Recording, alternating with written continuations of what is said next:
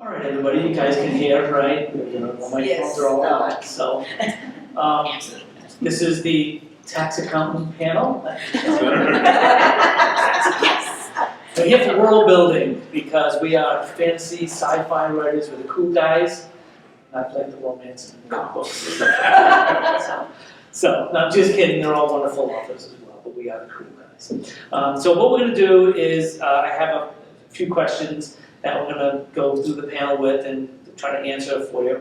Probably do that for half the session, and then I'm sure you guys have questions as well. We'll try to answer them as much as we can.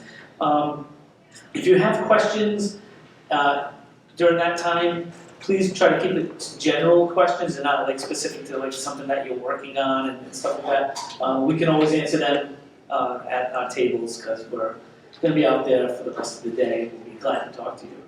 How this will go, we'll do a brief introduction of each of us, and then we'll jump right in. I'm Donovan Lewis. My book is The Balefire Express. My first book, it just came out in September. This is also my first panel. I'm the first time with a microphone in front of me, so I apologize in advance. But I'm definitely on the fantasy side, and I am a woodworker by trade. I'm showing some stuff I believe that I made.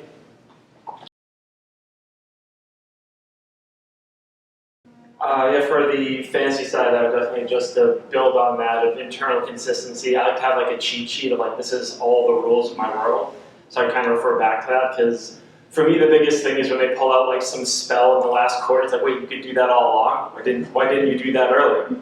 And then for world building with magic, I always find like give yourself limitations, then use that creatively. So instead of just having like a spell that can do anything, if you have someone where it's like their whole shtick is they can control water and that's it, now every problem is going to require a water-based solution, even if that's not necessarily what you want out of that. So if like they're being chased, now they have to think of like, okay, I'm gonna freeze the ground or create a mist, and that creativity is a lot more compelling for the reader, I find, because they're gonna think what they would do, than someone who just has like very over-branching, can kind of do anything.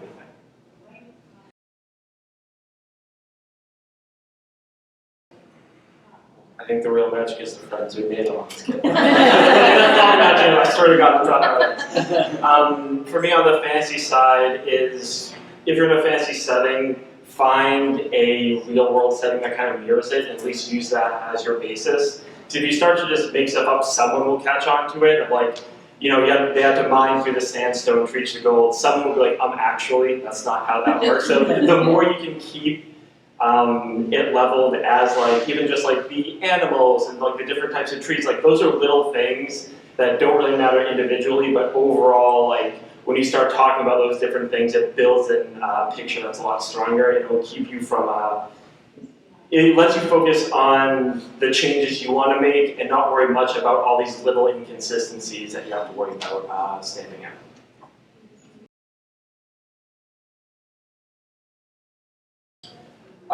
Definitely the myths and stuff like forms the basis that you're going to build off of for the rest of everything. So my book is post-apocalyptic in the sense of like 1,000 years after the bomb drop sort of thing. And you got to start kind of building like what happened in that interim.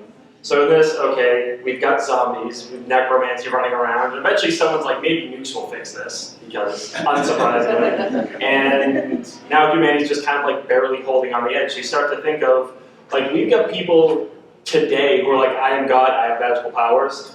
Now imagine if like you actually have magic in your world, how it's going to split people. I know some people are going to take, like you said, like a religious bent to it.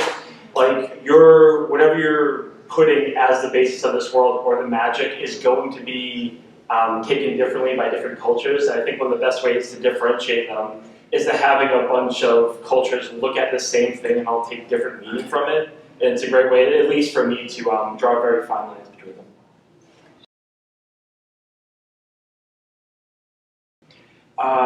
For me, really baking that magic into the world. So I kind of mentioned before how 1,000 years later, we've been kicked back to like 1700s technology. We are flush with zombies.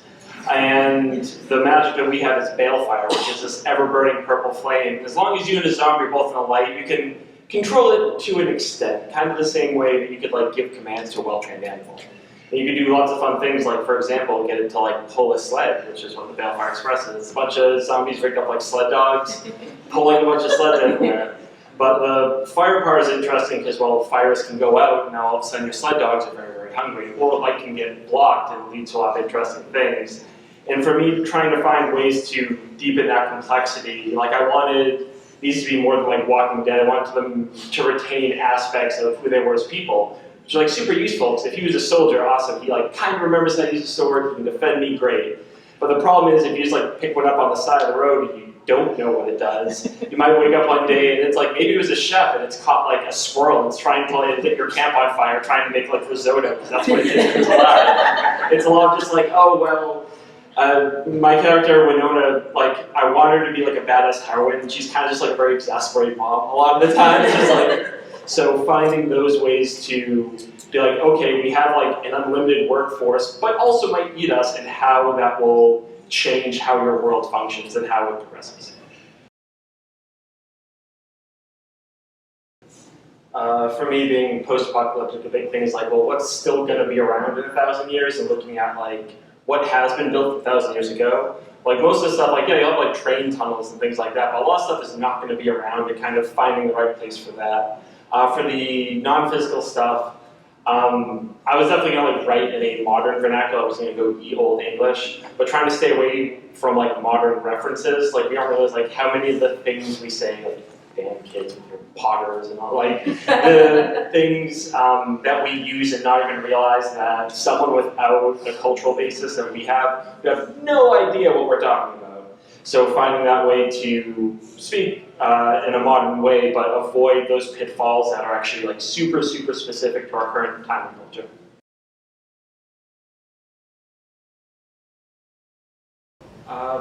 For me, I'm definitely a planner by nature of having everything outlined out, but definitely giving yourself wiggle room to allow your characters to breathe. Like I don't know if anyone's, like you said, played Dungeons and Dragons. You only really have tangential control of what like your players are doing at any given moment. And there's a certain point where like you have your outline, you want to go A, B, C, and D, and then you get to B, and your character just like, I want to go to E. It's like, no character, we can't do that. It's like, I really want to do this. And it's kind of like winding up a toy. You can set it on a track, but at a certain point it's going to take like a hard right towards the edge of the table. And you can try to like push it back on, but I found that the scenes that came a lot more naturally for me are the ones where I kind of just wound up a character and just kind of like followed it around with a notebook. For the more technical side, I use Scrivener, which is a writing app, and it's basically, you know what Scrivener is. I know what Scrivener is, yeah. And it's basically just a Word document that allows you to put all your outlines and stuff in the same program. So for someone that's scatterbrained me who's going to make an outline, forget about it, start a different outline, and then realize halfway that I have two diverging outlines that I now have to squish together. Having everything in one place is very good for my brain.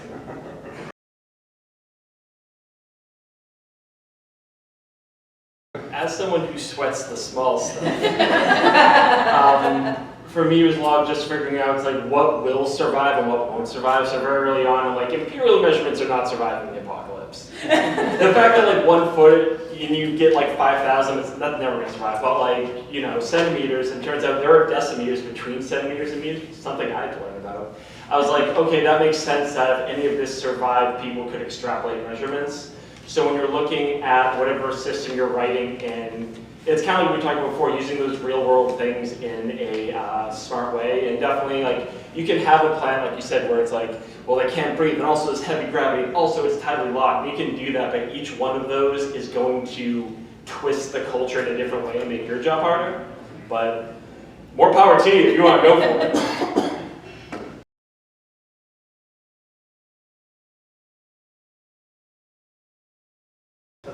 I really like the school fish one. Like that's such a and that's the thing. Like it's so easy to fall into. It's like, well, with like sci-fi, it's like, well, the aliens that are like very willowy and they're elves, and then you have the ones that are like bulky and a warlike culture and they're orcs. So trying to find those creative ways of like thinking, like if tomorrow, if dogs became sentient, how would dog culture evolve? Or like these creatures, what you built on, like you talked about with cooperation. The physiology of these creatures, how they interact with each other, how that is going to then build up to being a culture. I don't want to cut people off, but it's time because we're going to give up the room to another panel. But thank you all for coming. We are all in the the ballroom in the outskirts. So please come visit us. If you have questions, just bring them over. We'll all answer.